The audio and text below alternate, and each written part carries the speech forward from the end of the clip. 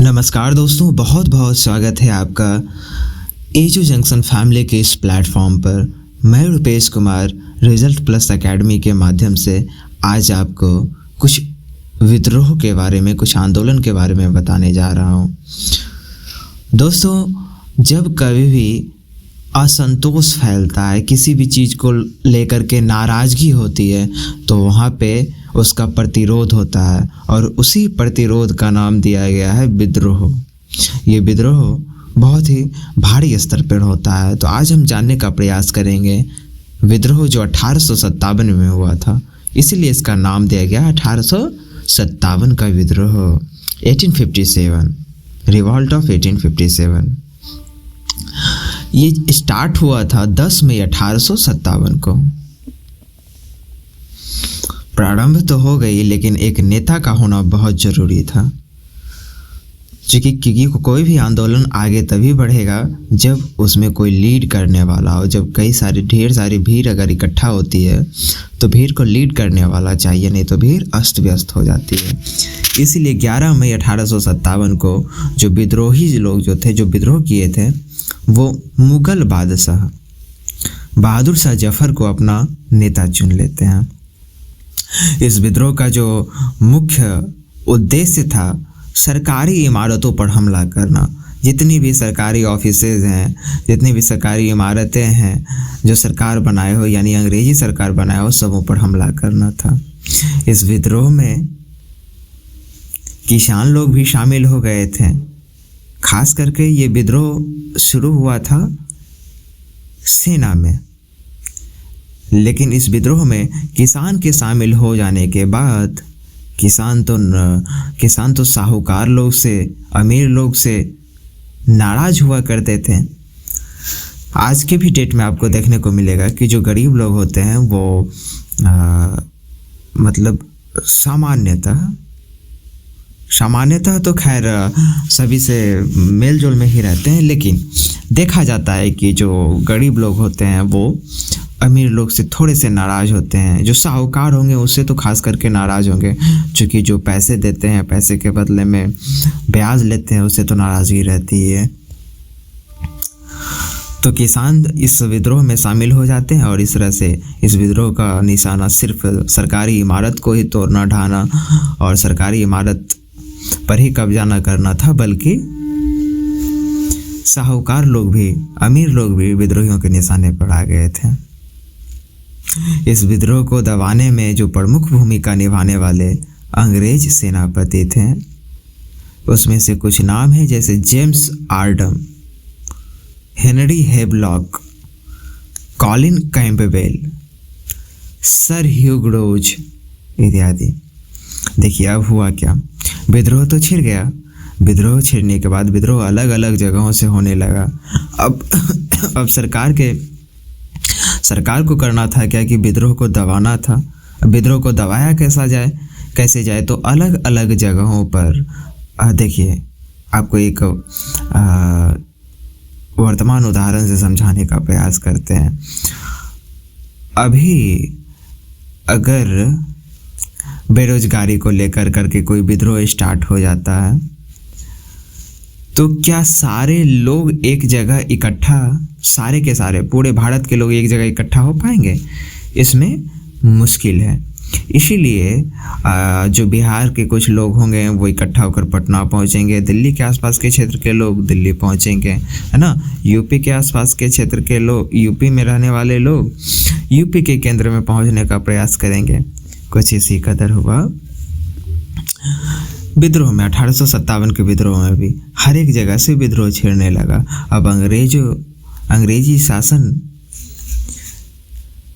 का परेशानी बहुत ज़्यादा बढ़ गया। अंग्रेजी शासन को करना क्या था, अलग अलग जगहों पे विद्रोह को दबाना था। इसलिए अलग अलग जगहों पर अपने सेनापति को भेजे, जिसका नाम हमने अभी देखा है। 1857 में विद्रोहियों ने आपस में एकता स्थापित करने के लिए देखिए क्या क्या कदम उठाए थे। अब कोई भी विद्रोह हो, कोई भी आंदोलन हो, उसमें अगर एकजुटता ना हो, एकता ना हो, तो वो क्या सफल होगा? बिल्कुल नहीं।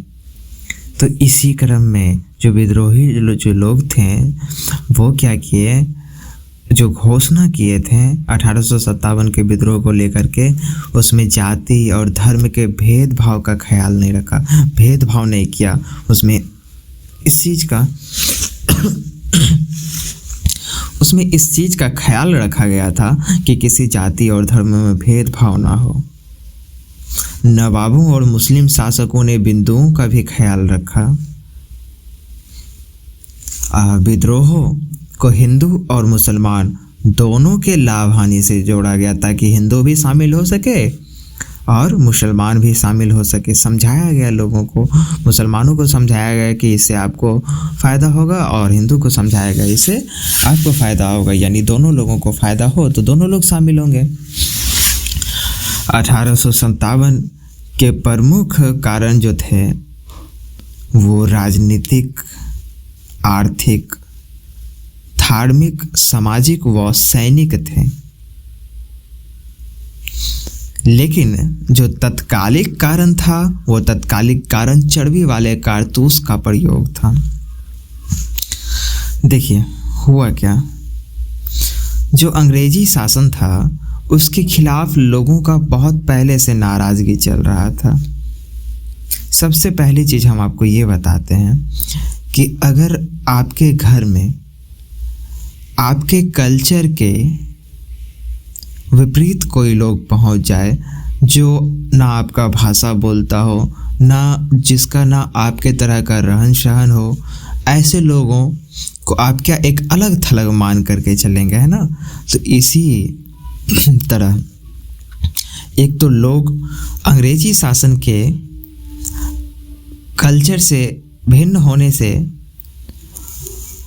उन लोगों के साथ उतना जुड़ाव नहीं था। दूसरी चीज़ कि अंग्रेज़ी शासन यहाँ पे आने के बाद अपने अपने स्तर से अपने अपने फ़ायदे के लिए हर संभव भारत का शोषण किया, यानी आर्थिक शोषण, पैसे से संबंधित। यहाँ पे अपना व्यापार बढ़ाया, व्यापार बढ़ा करके जो पैसा हो रहा था, जितना भी रेवेन्यू जनरेट हो रहा था, ये सारे पैसे को क्या कर रहे थे वो लोग अपने देश ले जा रहे थे। ये आर्थिक शोषण हो रहा था। धार्मिक रूप से, सामाजिक रूप से और राजनीतिक रूप से भी शोषण कर रहे थे। राजनीतिक रूप से इस तरह से कि जो अंग्रेज लोग थे वो यहाँ पे शासन कर रहे थे, जो बड़े बड़े पदाधिकारी हो रहे थे, जो बड़े बड़े उसमें जो लीड करने वाले लोग थे वो सारे अंग्रेजी थे। तो इस तरह से लोगों में असंतोष फैला हुआ था। कई सारे सामाजिक कारण भी थे। अंग्रेजी शासन के अंग्रेजी लोगों के खिलाफ समाज में भी आक्रोश फैला हुआ था, चूँकि कहा जाता है उस समय अंग्रेजी शासन बहुत ज़्यादा समाज के प्रति जो विनयशीलता वाला भावना होता है वो नहीं होता था, बहुत क्रूर रवैया अपनाता था। दैट्स व्हाई 1857 के विद्रोह के जो प्रमुख नेता थे उसमें नाना साहिब, रानी लक्ष्मीबाई, बहादुर शाह जफर, मौलवी अहमदुल्ला, शाह शाहल इत्यादि लोगों को शामिल किया जा सकता है। और भी लोग थे लेकिन ये प्रमुख लोग थे। देखिए हुआ क्या, 1857 के क्रांति के कई सारे कारण थे। एक राजनीतिक कारण का उदाहरण मैं अभी बताने जा रहा हूँ। हुआ क्या कि लॉर्ड डलहौजी क्या किया 1850 में, 1850 में वो क्या करता है, वो मराठा भूमि का जो दोआब क्षेत्र था, कर्नाटक हो गया, फिर इधर पंजाब, बंगाल, अलग अलग जगहों पर जीत हासिल की। ये जीत कैसे हासिल की थी, तो ये जीत हासिल करने के लिए अंग्रेजी सरकार ने एक नीति बनाया था, दत्तक निषेध की नीति। ये दत्तक निषेध की नीति क्या थी, तो जिस किसी राजा के पास उसका अपना पुत्र नहीं होगा, यानी अगर वो मान चलिए किसी राजा को अपना बच्चा नहीं हो रहा, तो वो क्या करेगा कि कहीं से जो दत्तक पुत्र उठा लाता है, ऐसे पुत्रों को गद्दी नहीं दी जाएगी, कुछ इस तरह का अंग्रेजी शासन का जो नीति था वो एक कानून पास कर रखा था, दत्तक निषेध नीति।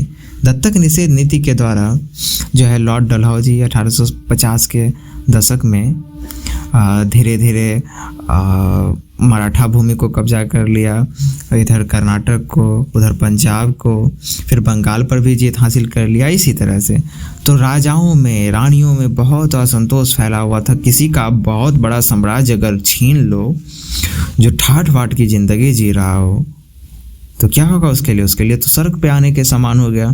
तो ऐसे लोग परेशान तो होंगे ही। तो एक ये कारण भी था। इसीलिए इसमें राजा जैसे रानी में रानी लक्ष्मीबाई, ये सारे लोग, नाना साहिब, ये सारे लोग बढ़ चढ़ के हिस्सा लिए थे। देखिए, अवध में विभिन्न प्रकार की पीराओं ने राजकुमारों, वालुकदारों, किसानों और सिपाहियों को एक दूसरे से जोड़ दिया था। वे सभी फिरंगी राज के आगमन को विभिन्न तड़कों में एक दुनिया की समाप्ति के रूप में देखने लगे।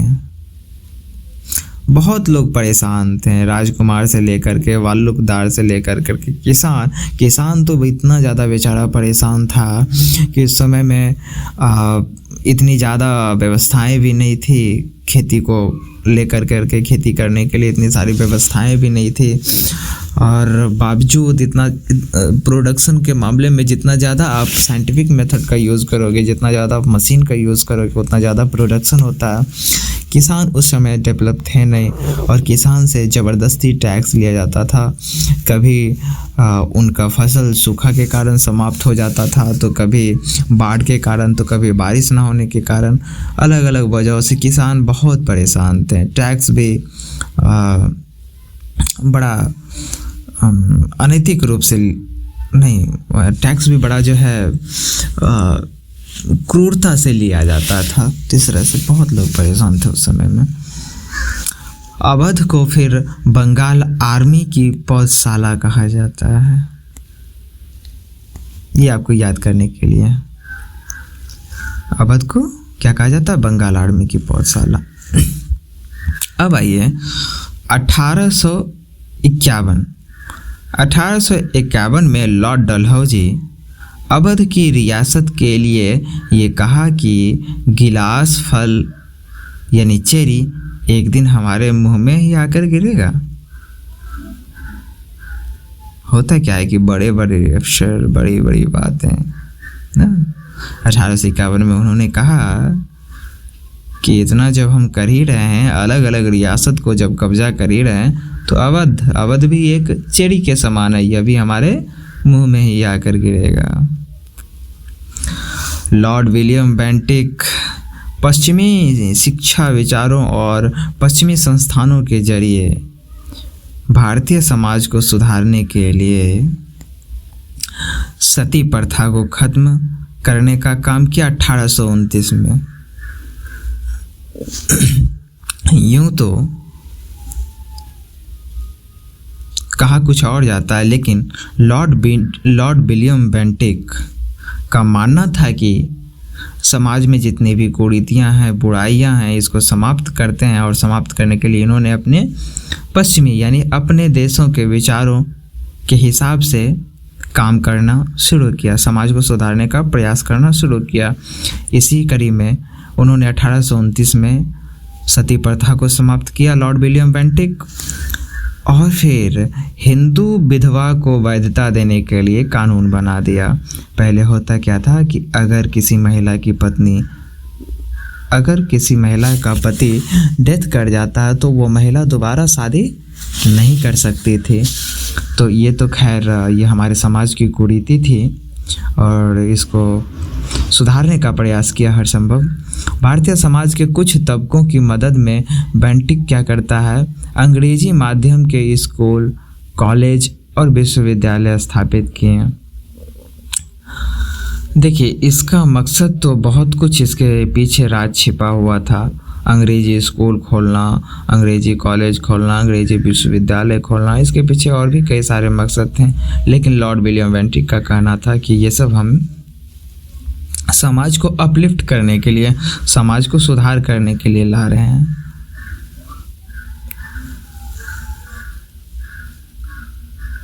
और आगे की जो